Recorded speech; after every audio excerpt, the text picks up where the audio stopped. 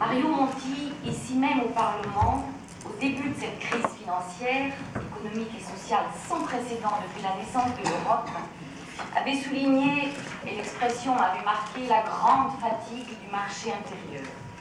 C'était un frein à la croissance et au dynamisme économique.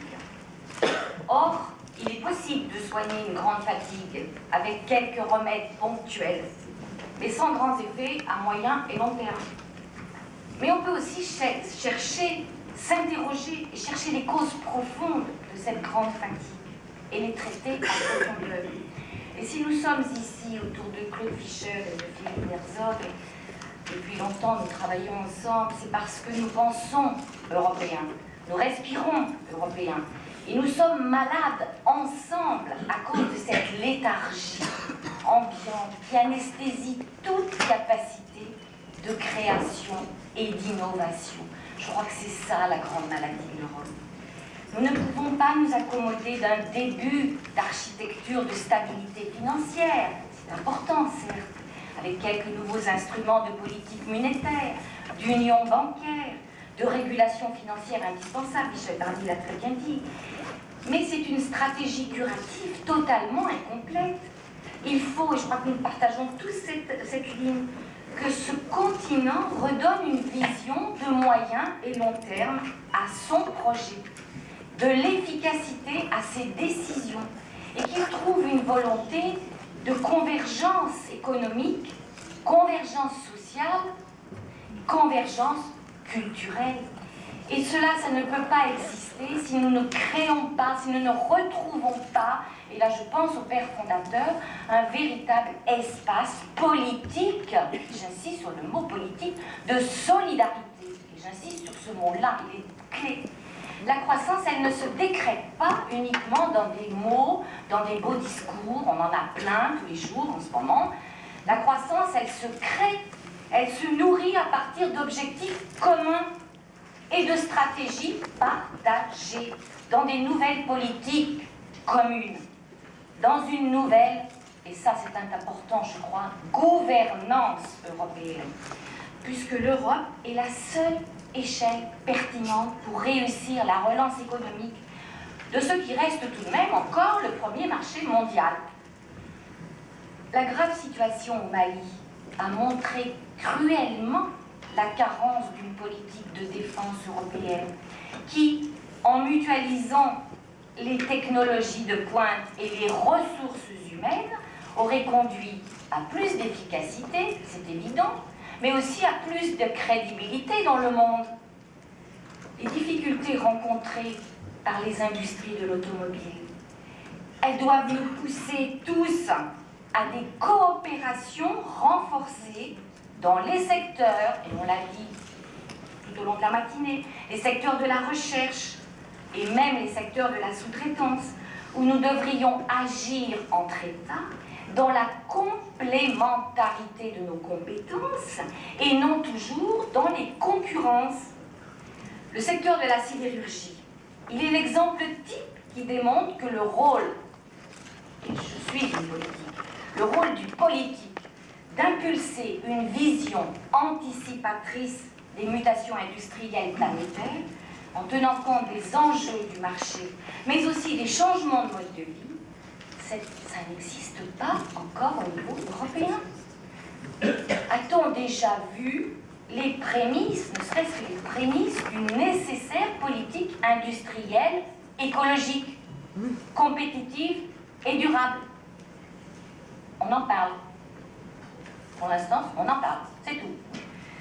Comment retrouver la compétitivité dans le marché intérieur si l'on doit effectivement continuer à assumer des concurrences à l'intérieur de l'Union sur nos produits fabriqués à l'intérieur de l'Union et en même temps s'affaiblir dans les déséquilibres nationaux en termes de commerce extérieur à l'intérieur même de la zone euro? Regardez la différence entre l'Allemagne et la France.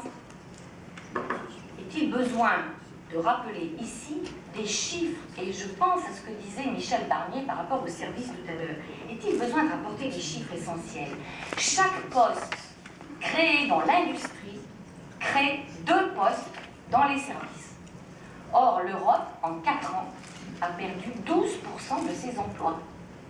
Et les inégalités viennent bien certes des écarts de compétitivité, on en a parlé, dus bien sûr à des déséquilibres financiers liés à la fiscalité, mais bien aussi à l'absence totale d'investissement dans le capital humain, dans l'éducation, dans les formations universitaires, les formations professionnelles.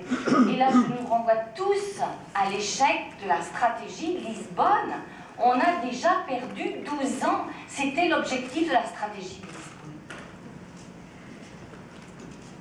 La refonte de la directive sur les qualifications professionnelles, que je connais bien, parce que j'étais rapporteur, elle va certes assurer la mobilité européenne, qui est pour beaucoup à l'heure actuelle une nécessité, c'est plus un luxe.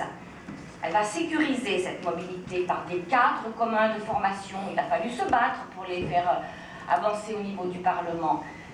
La création de la carte professionnelle, qui je pense est un outil qui facilitera les échanges et c'est un outil de citoyenneté. La reconnaissance de stages-contrats, qui va respecter les droits des travailleurs.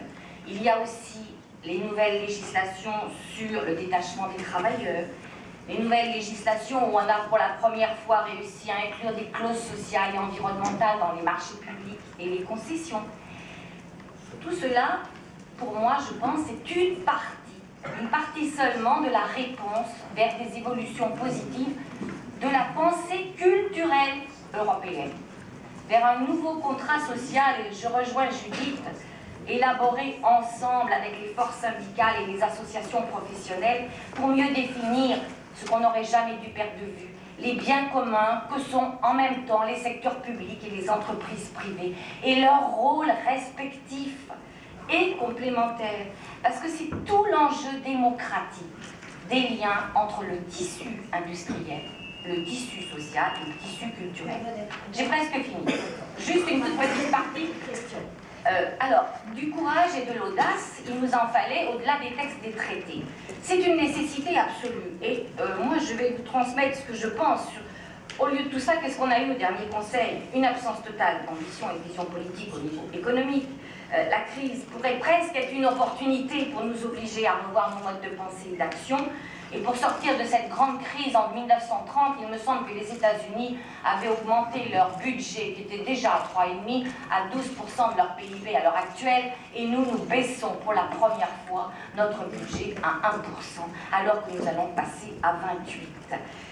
Comment pouvons-nous faire le soutien à une stratégie industrielle européenne alors que déjà des lignes sont déjà massacrées? Très brièvement, tout ce qui est les sommes allouées à la recherche, les investissements dans les infrastructures créatrices d'emplois et de croissance, elles vont servir de variable d'ajustement. Les politiques nouvelles indispensables comme l'énergie, qui devrait être une grande politique commune, on l'a tous dit ce matin, c'est une stratégie pour notre indépendance, c'est indispensable. Elles sont oubliées au profit, certes, de politiques importantes, des politiques traditionnelles, on ne va pas les nier, mais ce budget, pour la première fois, il est en baisse et tout ce qui peut nous élever et nous enlever et nous emmener vers une relance de la croissance est oublié.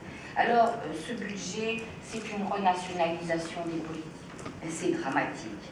Et moi, ce que je souhaite, très brièvement, j'en enlève beaucoup de mes pensées, je voudrais... Le Parlement va prendre ses responsabilités. En tous les cas, moi, je sais comment je vais voter, parce que je suis décidée à assumer mon rôle qui m'est donné par la stratégie de Lisbonne pour la première fois, et que ceux qui ont condamné le texte de Lisbonne, qui vont voter non, réfléchissent bien aussi à l'incohérence de certains propos. Pour la première fois, le Parlement va prendre ses responsabilités au niveau budgétaire, et nous avons le devoir maintenant de travailler sans relâche pour imposer cette nécessaire refondation du modèle économique européen. Je voudrais juste terminer par quelqu'un que je respecte profondément et qui nous manque au niveau de sa vision. Retrouvons l'esprit et les principes dictés par Jacques Delors, la concurrence qui stimule, la coopération qui renforce et la solidarité qui unit, et soyons déterminés et poussons nos chefs d'État à rester déterminés pour ce projet commun.